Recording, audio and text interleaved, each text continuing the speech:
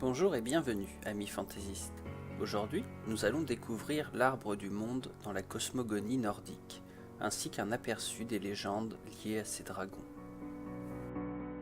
Dans l'ancienne tradition scandinave, le frêne Yggdrasil est une des plus nobles conceptions qui soit jamais entrée dans aucun système de cosmogonie ou d'existence humaine. C'est en fait le grand arbre de vie, s'étendant sur tout l'univers. Ses branches fournissent des corps aux êtres humains. Ses racines traversent tous les mondes et ses bras s'étendent dans les cieux en répandant la vie. Il possède 3 grandes racines distinctes. L'une d'elles s'étend vers les Ases, la seconde vers les géants, à l'endroit même où se trouvait Ginnungagap avant la création du monde, tandis que la troisième s'étend au-dessus du Nilfheim, où règne Hel, déesse de la mort. Sous le domaine de Hel demeure le serpent-dragon Nidhogg, son nom signifiant « celui qui frappe avec férocité », ainsi que toute sa race de reptiles. Ce dragon ronge sans relâche la racine d'Yggdrasil, ayant pour but de détruire l'univers.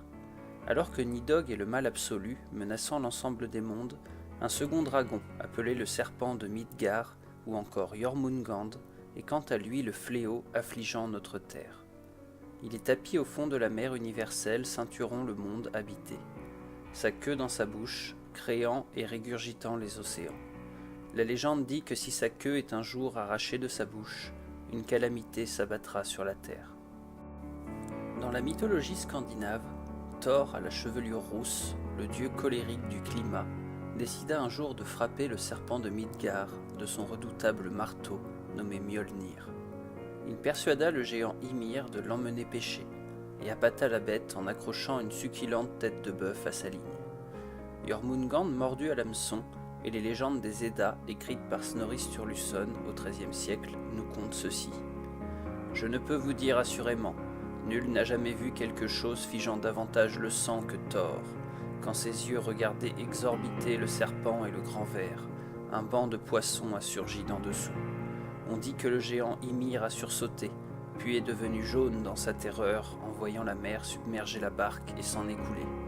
Mais Thor attrapa son marteau et le lança au-dessus de sa tête, au moment où Ymir cherchait à tâtons le couteau qui lui servait à couper l'appât et trancher la ligne de Thor. Le serpent retomba dans les profondeurs de la mer.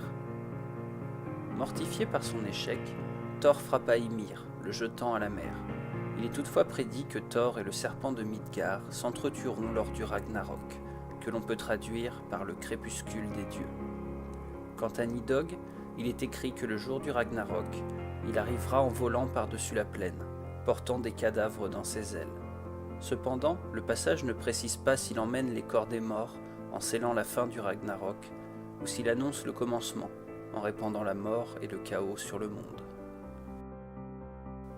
Voilà, chers amis, il est temps pour nous de reprendre nos recherches. Je vous souhaite une bonne journée, en espérant que cet aperçu de la mythologie scandinave ne vous empêchera pas de dormir. Je vous quitte à présent. N'hésitez pas à vous abonner ou à nous retrouver sur les réseaux sociaux, ou encore directement sur le site de Zarlia. Et n'oubliez pas, l'imagination se limite à nos connaissances, notre connaissance est infinie.